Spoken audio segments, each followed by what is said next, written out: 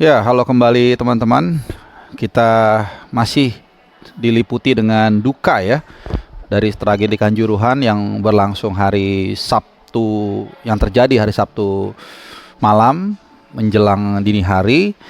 Jadi gua tidak dulu untuk membuat konten yang bertemakan sepak bola Eropa ya, karena gua rasa ada yang lebih penting dari sekedar derby Manchester, daripada dari North London Derby atau apapun itu. Jadi kembali gua akan membahas tragedi Kanjuruhan ya.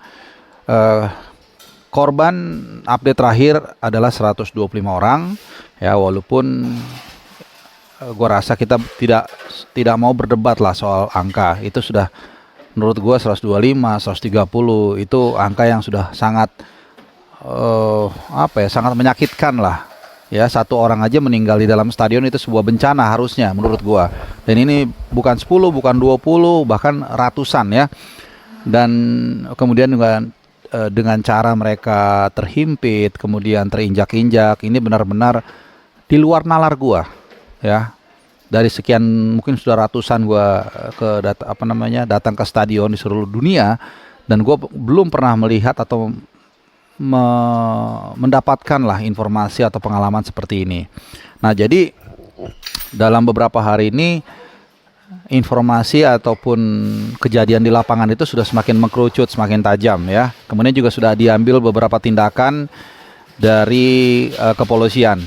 Ya, ini kita apresiasi ya, diantaranya menonaktifkan Kapolres Kanjuruhan, Kapolres Kabupaten Malang, sorry, yang gue rasa memang sejak awal sudah gue menduga bahwa tindakan aparat ini pasti bukan berdiri sendiri ya, pasti ada komandannya di lapangan dan baru mereka bertindak begitu. Dan kalau nggak salah juga dari Brimob juga ada dinonaktifkan juga ya. Jadi memang sesuai dengan apa yang kita lihat dan kita analisa bahwa ada tindakan eksesif dari aparat dalam menangani kericuhan di lapangan di Stadion Kanjuruhan selepas pertandingan antara Arema dan Persebaya Surabaya. Namun demikian, satu disclaimer gue mengatakan juga bukan berarti juga fans ini bisa begitu saja lepas tangan. Karena suka atau tidak suka, semua ini diawali dari ketidakterimaan Aremania dan Aremania lah menurut gue dengan kekalahan atas Persebaya Surabaya. Ya, apapun alasannya, apapun kegundahan kalian terhadap prestasi tim kesayangan kalian, kalian tidak diperbolehkan turun ke lapangan bahkan dalam jumlah yang besar. Ya, bahkan juga kalau kita mau jujur, di luar lapangan pun terjadi kericuhan, chaos, di mana kendaraan rantis yang mengangkut pemain Persebaya ini juga ditimpuki. Jadi sekali lagi, gue mau menilai ini secara objektif. Ya, jangan kita lepas tangan, jangan kita merasa tidak salah atau tidak berkontribusi di dalam kejadian ini kalau memang kejadiannya sebaliknya. Nah, tapi memang titik beratnya juga kita harus adil menilai bahwa penanganan dari aparat ini menurut gue sangat berlebihan dan di luar peri kemanusiaan. Ya, ketika di awal fans mulai memasuki lapangan, sebenarnya kan ketika polisi dan tentara mulai memukul mundur mereka dengan tongkat, bahkan juga dengan gas air mata, yang mana sebenarnya tidak diperbolehkan. Ini sebenarnya sudah pecah, sudah kembali ke tribun. Yang disayangkan adalah kenapa polisi terus merangsek mereka, menembaki mereka dengan gas air mata di tribun. Ya, malah kemarin mungkin baru-baru ini lu juga sudah sempat melihat ya, ada sebuah video di mana fans Arema itu, seorang Aremania, yang memberikan masukan, nasihat kepada polisi untuk jangan menembakkan gas air mata. Tapi fans tersebut malah dihardik, ya, malah dihardik dan diusir gitu.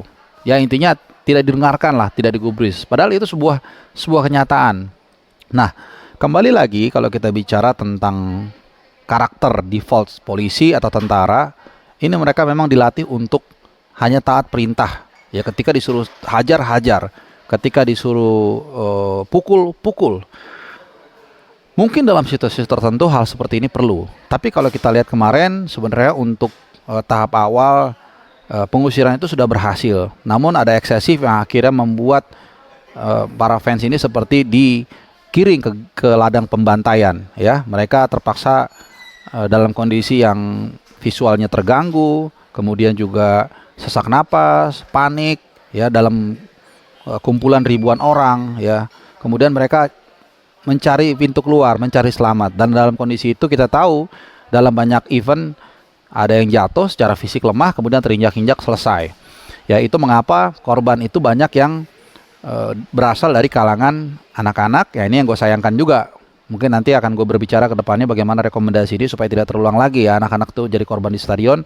Kemudian kaum perempuan dan juga anak-anak yang masih remaja yang secara fisik mungkin mereka tidak bisa menahan kondisi tersebut ya, benturan-benturan fisik, kemudian juga gas air mata yang begitu perih ya. Karena dulu juga gue tahun 98 ikut demo juga di Semanggi. Jadi gas air mata itu bukan hanya membuat dada itu sesak, tapi juga mata perih, mengurangi visualisasi atau tingkat ya intinya semakin tidak jelas lah kita melihat, dan juga muka itu panas. Apalagi yang tidak paham bagaimana menangani atau mengantisipasi gas air mata itu biasanya digosok-gosok, tapi malah justru itu yang bikin perih. Ya, yang benar adalah siram air selesai. Tinggal tunggu aja sampai efek dari gas air mata itu hilang. Nah, jadi jelas ya penyebabnya kalau kita lihat ya, walaupun tim TGPF sudah dibentuk oleh pemerintah, diketahui oleh Menko Polhukam ya, Mahfud MD dan beberapa stakeholder, diantaranya ada Anton Sanjoyo, ini senior gua dari kalangan jurnalis, kemudian ada Akmal Marhali dan banyak pihak-pihak yang dianggap punya kompeten ya. Tapi sedikit ya sebelum gua lanjut, gua mau mengatakan seharusnya ini lebih banyak lagi tim TGPF yang diikutsertakan. Salah satu yang menurut gue diikutsertakan harusnya adalah dari kalangan teknik sipil. Karena ini nanti ada kaitannya juga bagaimana menginspeksi, mengevaluasi stadion-stadion supaya sesuai dengan standar internasional, sesuai dengan standar keamanan yang memang digariskan oleh FIFA. Karena bukan rahasia lagi kalau selama ini standar keamanan atau kenyamanan stadion Indonesia ini jauh daripada kata layak ya. Nah, selanjutnya apa yang harus kita lakukan atau yang bisa kita lakukan atau yang bisa kita sumbang sarankan? Ada beberapa poin yang menurut pandangan gue ini perlu nanti akan menjadi pertimbangan dari tim TGPF ya. Jadi gue tidak mau terlalu berkutat dalam hal siapa yang harus dipecat, siapa yang harus dinonaktifkan, karena buat gue itu hanya seperti painkiller ketika lu cedera. Itu hanya menyembuhkan sesaat, tapi tidak menyembuhkan luka sebenarnya. Luka sebenarnya yang harus kita sembuhkan adalah supaya tidak terulang lagi dan kita belajar dari kesalahan yang sudah terjadi kemarin. Nah, pertama yang menurut gue harus dilakukan adalah seluruh stadion harus diinspeksi. Ya, seluruh stadion harus diinspeksi dengan baik dan benar supaya betul-betul setiap celah yang bisa atau memungkinkan terjadinya malapetaka kemarin itu tidak terulang kembali. Ini yang mengapa gue mengatakan di awal, libatkan juga orang sipil. Banyak orang-orang kita yang pintar dari ITB yang bisa memberikan sumbang saran ya. Kemudian dari segi keamanan SDM di lapangan ya, kita tahu kemarin bagaimana para aparat keamanan tidak tahu atau tidak mau tahu atau sengaja gue nggak tahu, tapi mereka membawa gas air mata ke dalam lapangan, bahkan menggunakannya secara eksesif ya. Jadi sudah beberapa kali dia langgar ini prosedurnya. Nah, ini yang tidak boleh terjadi lagi di kemudian hari. Dari pengalaman gue nonton sepak bola di Eropa, di dalam stadion itu biasanya hanya diperuntukkan untuk steward sipil. Nah, ini yang paling penting, salah satu yang paling penting, sehingga di kemudian hari nanti bisa dilibatkan fans misalnya dari Aremania harus bisa juga dilibatkan untuk menjadi steward di dalam lapangan. Kenapa ini penting? Karena biasanya ketika kita di dalam lapangan itu yang hadir adalah sipil, biasanya nuansanya lebih adem, lebih kalem, lebih tenang ya. Itu sudah marwahnya. Tapi ketika ada tentara atau aparat, biasanya lebih mudah timbul gesekan. Karena itu tadi ya, pandangan dari masyarakat juga kita tahu seperti apa, dan juga default atau settingan dari aparat juga seperti apa kita tahu. Mereka memang agresif, memang mereka diciptakan untuk ofensif, dan mereka memang kadang harus atau terbiasa bertindak dengan keras ya. Menghadapi demo dengan fans itu berbeda. Demonstrasi kadang-kadang kita tahu mereka kerap kali walaupun tidak semua menggunakan alat-alat seperti batu, tongkat dan sebagainya. Tapi kita lihat kemarin di dalam stadion ya, kita bicara di dalam stadion itu tidak terlalu banyak lah benda-benda keras yang bisa mereka gunakan. Apalagi ketika di dalam lapangan mau mau melempar pakai apa ya, hanya rumput dan tanah gitu ya. Jadi ini harus lebih dikedepankan sipil. Nah, siapakah mereka? Oh, tentu sangat banyak, pasti. Misalnya kita bicara Arema, pasti banyak Aremania dan Aremanita yang mau secara volunteer menjadi steward. Ya, di Inggris, di Arsenal, gue dulu pernah ditawarin waktu kuliah juga jadi steward. Dan waktu itu gue menyesal, kenapa? Karena gue pikir, wah nggak dibayar, ngapain? Ya, padahal sebenarnya itu bentuk kontribusi dari kita sebagai fans klub tertentu kepada klub tersebut, mulai dari hal yang terkecil. Dan kemudian kalau dulu gue ditawarin itu dikasih sertifikat. Nah, sertifikat ini tentu juga bisa menjadi modal untuk para steward tersebut. Katakanlah mereka masih kuliah misalnya, ketika mereka lulus ini bisa menjadi tentu membantu mereka dalam diterima kerja. Jadi kalau mau kita bicara pragmatisme, biayanya lebih murah karena melibatkan Aremania yang tertentu mereka punya kecintaan lebih besar. Tapi bukan itu yang terpenting, tapi bagaimana menciptakan civil society, bagaimana menciptakan suasana yang lebih adem, lebih kondusif ketika mereka yang menjadi steward atau pengaman di dalam stadion. Nah, pertanyaannya adalah apa yang terjadi kalau terjadi tindakan yang vandalisme atau kekerasan dari fans? Tentu tetap ada aparat yang bersiaga di luar lapangan di ring kedua. Kalau memang itu dibutuhkan, mereka baru masuk. Tapi kalau tidak, tidak perlu. Nah, ini yang kedua. Nah, yang ketiga, menurut gua juga dari supporter. Nah, dari supporter ini memang tidak mudah ya, karena mereka sangat cair. Walaupun kadang-kadang kita pegang kepalanya, ketua supporternya, belum tentu ini bisa turun ke bawah. Tapi dengan kita ajak mereka tadi menjadi steward di lapangan, kemudian ketua supporter yang juga kita ajak bicara secara rutin untuk mendinginkan atau mengedukasi fans, gua rasa ini juga sedikit banyak membantu. Ini dari fans. Kemudian yang keempat adalah penyelenggara, yaitu dalam hal ini kalau sekarang kita bicara PT LIB, untuk lebih profesional ya dalam mengatur jadwal. Kita misalnya kita masih ingat kemarin hari Sabtu bermain Arema lawan Persebaya. Ini kita tahu pertandingan yang sangat riskan dan berpotensi untuk ada gesekan. Tapi sehari berikutnya ada Persib lawan Persija. Bahkan di hari Minggu kemarin itu ada di level Elite Pro di U16 itu pertandingan final antara Persib dan Persija juga di Stadion Madia. Jadi hal seperti ini harus diatur dengan benar, karena jangan hanya kita mementingkan rating, tapi kemudian keselamatan kita kesampingkan. Dan tentu saja yang kelima, ini kolaborasi antara LIB sebagai operator liga dan juga broadcaster ya. Bukan rahasia umum lagi, broadcaster kadang suka ikut campur dalam menentukan jam tayang. Ya, kita semua tahu ya, untuk mencari cuan dia geser ke jam yang lebih malam supaya mereka bisa dapat share yang lebih tinggi, dan ujung-ujungnya adalah iklan dan cuan.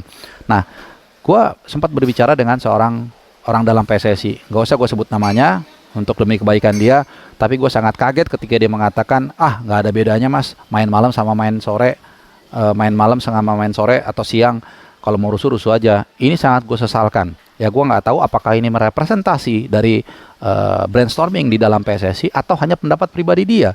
Padahal jelas-jelas kemarin di TVRI ketika ada dari KPAI, Ibu Retno dan juga Dr. Siva dari RSUD Kanjuruhan, kita semua sepakat bahwa main sore dengan main malam itu jelas berbeda. Kenapa? Pertama, dari segi pengamanan. Main siang kalau ada matahari tentu lebih mudah melihat titik masalah, melihat kemana misalnya fans harus digiring. Lalu kedua, kalau terjadi mitigasi, tentu rumah sakit sore dengan malam berbeda. Sore mereka lebih banyak standby dan tentu lebih alert, lebih segar. Sementara kemarin kejadiannya kita tahu kan sudah pergantian hari. Ya, yang standby memang ada di rumah sakit menurut Dr. Siva, tapi jumlahnya tidak sebanyak kalau sore. Lalu kemudian kedua, tentu sebagai manusia semakin larut secara umum kita akan ya lebih letih, lebih ngantuk dan seterusnya. Sehingga ini yang gua rasa juga harus diperhatikan. Ya, partai-partai yang beresiko itu harus bermain, diusahakan di sore hari yang ada mataharinya, supaya kalau ada hal-hal yang tidak diinginkan lebih mudah untuk diantisipasi. Nah, sebenarnya seminggu sebelum kejadian itu juga sudah ada contoh ya, atau alarm ketika Persebaya Surabaya bermain melawan Rans di Sidoarjo. Saat itu juga hampir sama, mirroring. Mereka kecewa dengan penampilan skuad Aji Santoso, kemudian mereka turun ke lapangan dan memprotes. Beruntung saat itu tidak terjadi gesekan, tidak terjadi korban jiwa.